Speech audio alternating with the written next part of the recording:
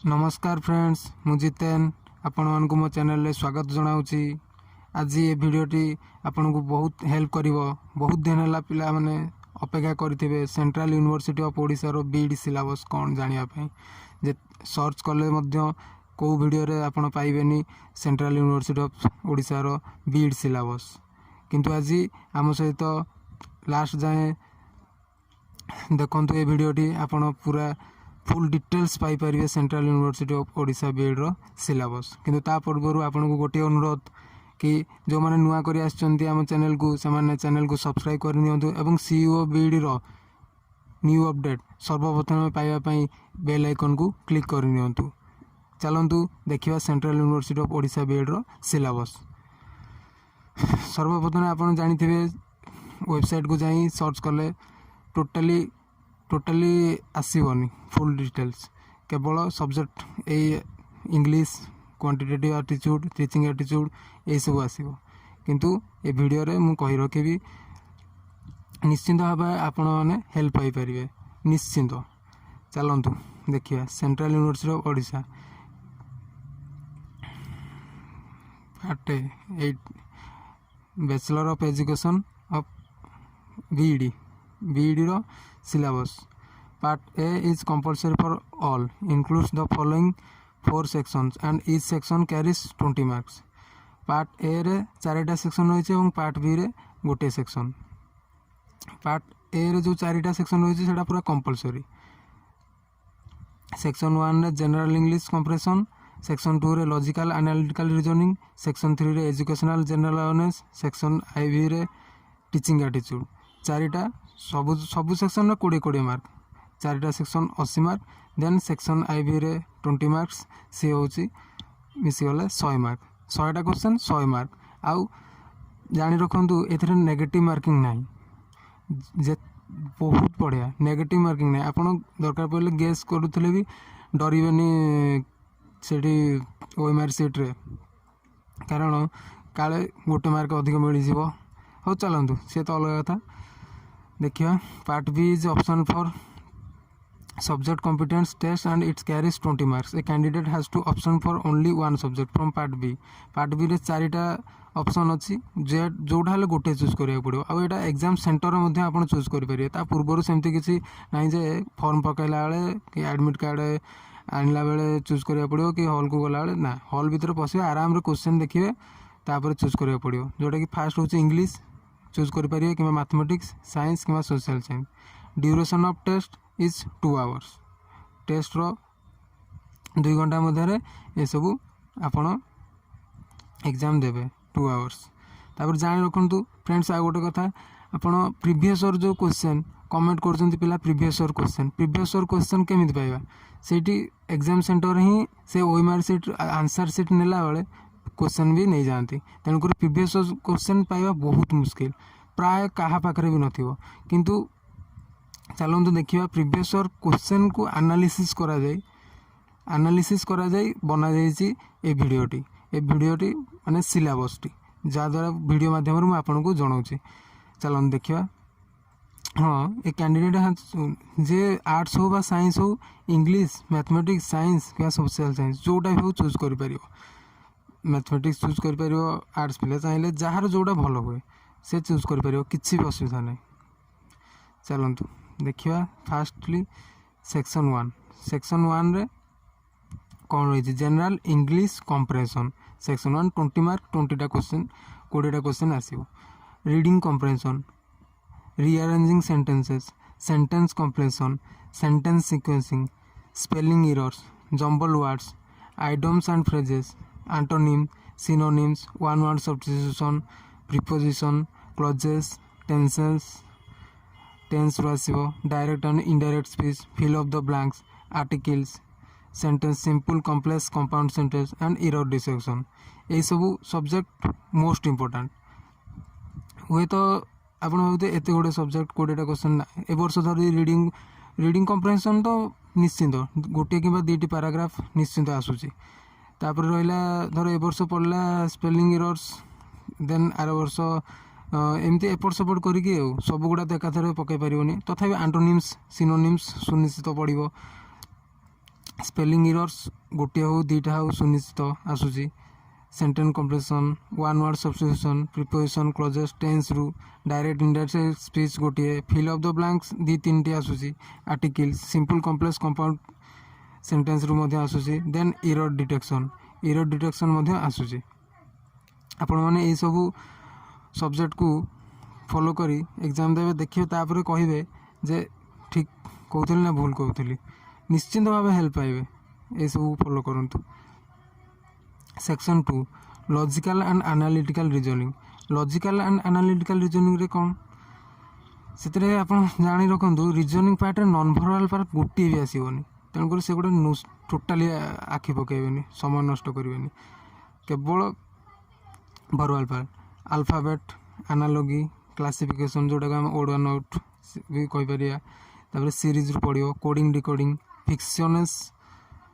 fictitious symbols alpha numeric symbol sequence direction test time sequence tests ranking test number test दरकार पड़े direction test time sequence test ranking test number test ये सब को नहीं data sufficiency हिसाब से पकई पार puzzle गोटे दुटा inequality and coded inequality coded binary number seating arrangement blood relation coded relationship data sufficiency logical Venn diagram test supplying the missing character clock calendar mathematical operation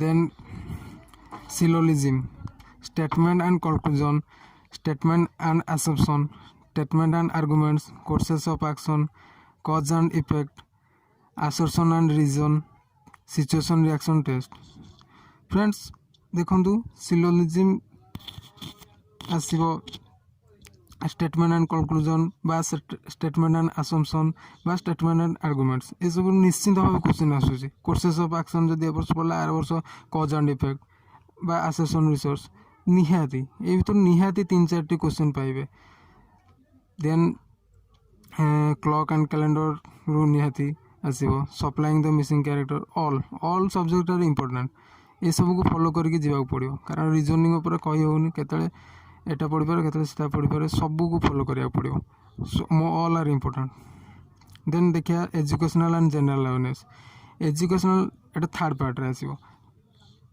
Indian history most important geography रु गोटे 2 question Indian polity तो निहाती 3-4 आउ Indian constitution parts and schedule of Indian constitution पक्का 2 question निश्चित आसूसी तापर Indian economy general science रु गोटे 2 क्वेश्चन आसीबो नॉर्मली हमर matric level then computer awareness रु गोटे आस्तिला last year general awareness of education ऊपर जनरल अवेयरनेस एथ्रु 8-10 7-8 निश्चित जेमती कि SSA RMSA RUSA Hunter commission Sadler commission national policy on education national curriculum framework state curriculum framework हेले जनरल अवेयरनेस ऑफ एजुकेशन देखिले जेमिति कि हमर एसएसए जनरल अवेयरनेस ये सब तो नॉर्मल आठू आहरी भितर को मध्य पकाउछ आपण जत्ते जनरल अवेयरनेस विषय रे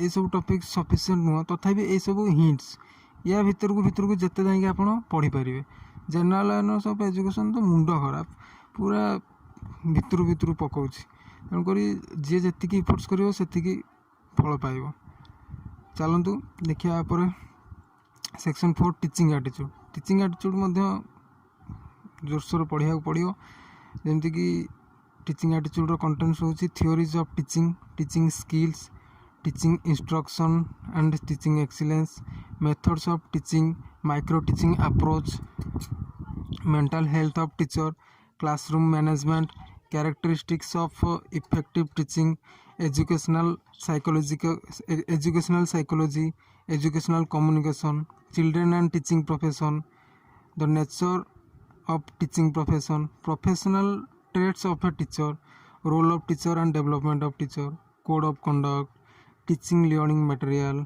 training of teacher education management institution working in the field of education and application information technology in education ये सब important chapter या भितर पढ़ी ଯାଇକି एग्जाम देवे विभिन्न प्रकार टीचिंग एटीट्यूड बुक मिलूँ बीईडी से सब पढ़ी प्रिपरेशन करें बहुत बढ़िया भाव में एग्जाम देवे। तापर रहा पार्ट बी रु मैथमेटिक्स उपरे फुल डिटेल्स कहूँ। तापर देखिए अन्य विषय पार्ट बी रे रहा मैथमेटिक्स एमती नॉर्मली जो कॉम्पिटिटिव मैथ आसूसी सेमती ही आसूसी number system HCF and LCM decimal fraction square roots and cube roots surds and indices average problem on age ratio proportion पूरा important chapter percentage important chapter profit loss partnership profit loss आसूसी निश्चिंत भाव simplification time and work and wages ये भी आसूसी pipe and cistern time and distance problem on trains boats and streams सुनिश्चित most important chapter एगुड़िक simple interest compound interest निश्चिंत दी तीन क्वेश्चन देखा पाइबे लॉगरिथम्स कैलेंडर एंड क्लॉक विषय मैथ आसूसी लॉगरिथम रु हाइट एंड डिस्टेंस जो आम रही सी आसूसी ट्रिग्नोमेट्रिक रु गोटे दीटी and area volume and surface area ये सब देखी गले निश्चिंत भाव आप सफल हे। तापर देखिया पार्ट बी रो आउ कौन सब्जेक्ट रहा पार्ट बी रे से देइतिला चारिटी सब्जेक्ट मैथमेटिक्स तो आम देखिले देन आउ रहा कौन इंग्लिश तो मु कही ऑलरेडी से सब टॉपिक को फॉलो कले इंग्लिश क्लियर हो साइंस +2 लेवल साइंस बेसी भी हायर आसुनी +2 लेवल साइंस पढ़ले आराम से 80% माने स्कोर करें। तापर सोशल साइंस ये जिनसटी निजे पढ़ा पड़ो या बाबद मोर नॉलेज ना आउ सब मु क्वेश्चन देखी तापर आपण मैंने भावे जे क्वेश्चन सब कलेक्शन है कौटू ये क्वेश्चन माने लास्ट ईयर प्रीवियस ईयर मुझे 2 वर्ष है एग्जाम देती से मो एक्सपीरियंस मु आपन को कही मु क्वेश्चन एनालिसिस करी सब रु आसी मो प्रीवियस ईयर पिला भी मु पचारि सी भी कही किंतु क्वेश्चन नहीं क्वेश्चन से ही नहीं जाती से जहाँ जे पढ़ी एग्जाम देती सी ही जापर जे यही क्वेश्चन यही टॉपिक रु आसूसी। आशा करुँची फ्रेंड्स ए वीडियोटी आपन को निश्चिंत भाव हेल्प पाइब निश्चिंत पाइबे हेल्प ये वीडियोटी देखी या ही फॉलो करूँ या अधिक जी भी पढ़ी पारे आहरी भल हम जी अधिक पढ़े से स्कोर करेंगे नेगेटिव मार्किंग ना तेणुक बिना टेंशन रे पढ़ी चलतु ये सब कोर्स कहीदेली पढ़ु निश्चिंत सक्सेस हूँ जदि किसी हेल्प पाइले आप भिडियोटी तेज लाइक करूँ शेयर कर सांग मान को जनातु एवं सब्सक्राइब एवं बेल आइकन को क्लिक करिया को जमा भी भूलिएनि। Thanks for watching my video. Thank you.